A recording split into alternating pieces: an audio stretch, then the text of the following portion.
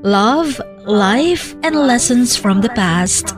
Only at Dear Mags FM with DJ Chin. Dear Mags FM. Magandang hapon po sa inyo at sa mga suking tagapakinig ng Mags FM. Itago nyo na lang ako sa pangalang Lara, 35 years old. 2009 ay may nakilala akong isang lalaki. Hindi naman masyadong kagwapuhan, pero naa-attract kasi ako sa kanya. Kahit hindi gwapo, basta okay ang ugali. Hindi nagtagal, nanligaw siya sa akin. Ako naman ay hindi na nagpatumpik-tumpik pa. Kasi gusto ko naman siya. Kaya sinagot ko siya. Then fast forward, nag-live-in po kami. Nagkaanak. 2011 niya akong, or niyaya niya akong magpakasal. Kasi nga may anak na kami. Shin, sobrang saya ko nung niyaya niya akong magpakasal. Kasi yun naman talaga ang pangarap ng isang babae, ang makasal. Hanggang lumipas pa ang taon, nabuntis ako ulit sa pangalawa naming anak. Masaya naman kaming nagsasama. Kasi bahay at trabaho lang yung asawa ko. Wala namang bisyo. Fast forward, natanggal ang asawa ko sa trabaho. Kasi nga nagka-problema siya sa kasama niya. Kaya siya tumigil. At sinabi ko na lamang na ako na ang magtatrabaho. At pumayag naman siya. Pero habang tumatagal, ako na lang at ako ang nagtatrabaho. Palagi na kaming nag-aaway. Kasi nga, kulang ang sweldo ko para sa pamilya. Pag-uwi ko, away dito, away doon. Chin, sa trabaho ko naman, may nakilala akong isang lalaki. Tawagin na lang natin sa pangalang Dave. Si Dave ay isang engineer. Hindi nagtagal, naging kami. Siyempre hindi alam ng asawa ko na nagloloko ako. Naawa naman ako sa asawa ko kasi nga ang bait niya. Pero ewan ko ba? Hanggang sa nalaman na lang ng asawa ko na may ginagawa akong kalokohan. At doon, nasaktan niya ako. Kaya ako lumayas.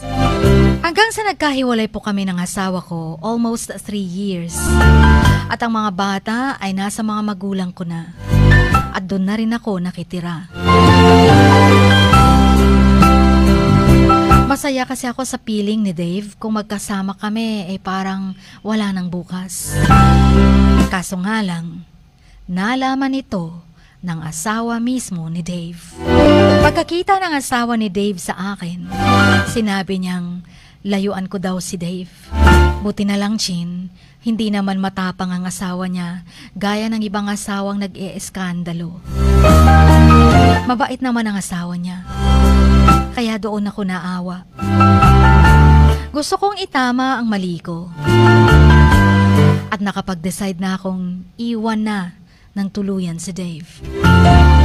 Nakibalita ako sa asawa ko kasi nakapagtrabaho naman daw na siya sa isang company dito sa Jensen.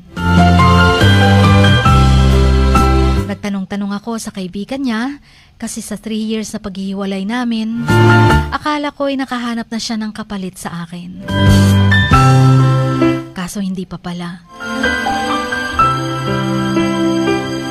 Kasi ini-stalk ko ang mga post niya sa Facebook. At parang nadudurog ang puso ko sa mga post niya. Ang sabi pa niya sa isang post, balang araw, magkakasama din tayo, mahal ko. Dahil sa post niyang yon, naisipan kong i-chat siya at kumustahin.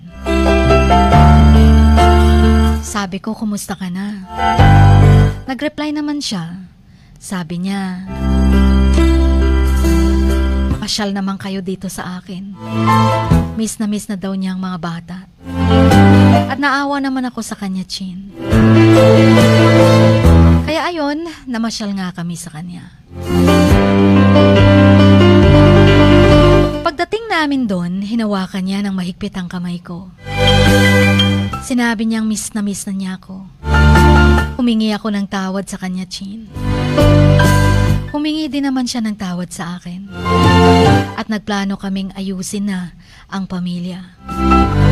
Chin, nung nagkabalikan kami, nung una, palagi pa rin kaming nag-aaway. Kasi siguro akala niya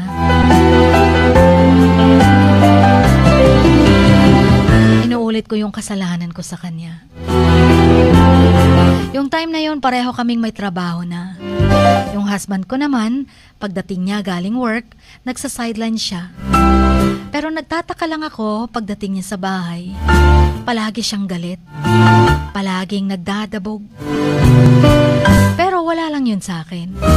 Kasi iniisip ko na baka pagod lang siya sa kakatrabaho niya at nagsa-sideline pa. Pero nagulat na lang ako na may nag-chat sa cellphone niya at may nabasa akong message na galing sa isang babae.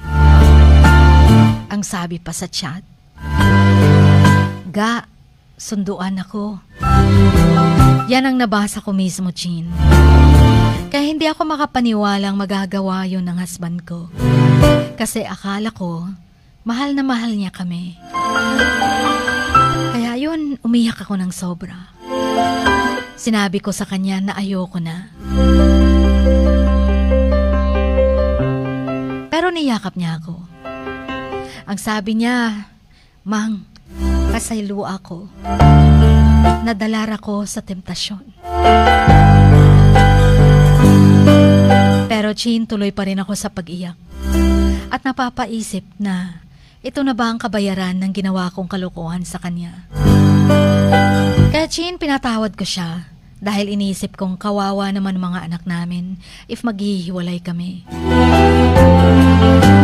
At simula nun, palagi na lang akong nagdadasal na sana'y totoo na ang pagsisisi niya. Salamat na lang, nagbalik na ang dating ugali niya na maalaga sa pamilya. Bumalik ang sigla ng aming pagsasama na ang akala namin ay tuluyan ng mawawasak. At sa pagkabalikan namin, isinilang ko ang aming anak na babae na siyang nagpatibay sa aming pagsasama. Sa ngayon, Chin, masaya kaming nagsasama kasama ang aming 3 anak na punong-puno ng aming pagmamahal. Masaya kami ngayon sa 14 years naming pagsasama bilang mag-asawa. Kahit ang dami ng trials sa buhay namin na nalagpasan namin. Hanggang dito na lamang po. Sana'y kapulutan ito ng aral ng iba na kung ayaw mong gawin sa'yo, huwag mong gawin sa kanya or sa iba.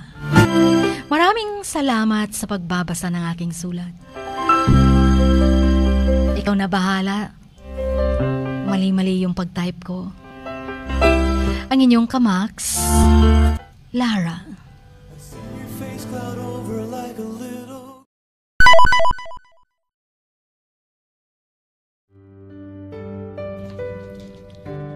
Sa bawat pagluha mo, may nakatagong kwento.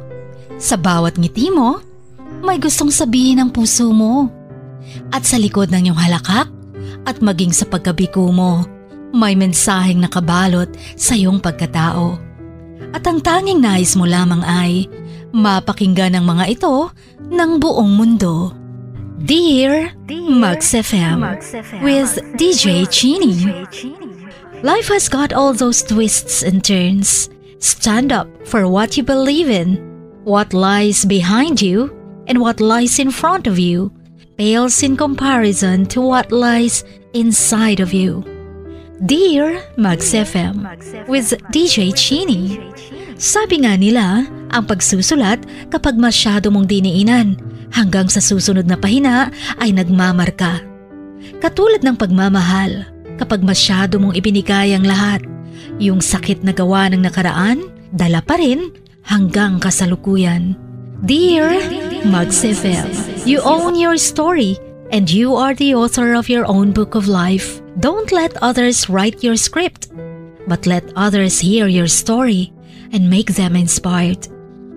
Kaya sumulat na maging bahagi ng aming programa, Dear Max FM with DJ Chini tuwing Lunes hanggang Biyernes, 1:00 hanggang 3:00 ng hapon sa Max News FM, Sock Sargent.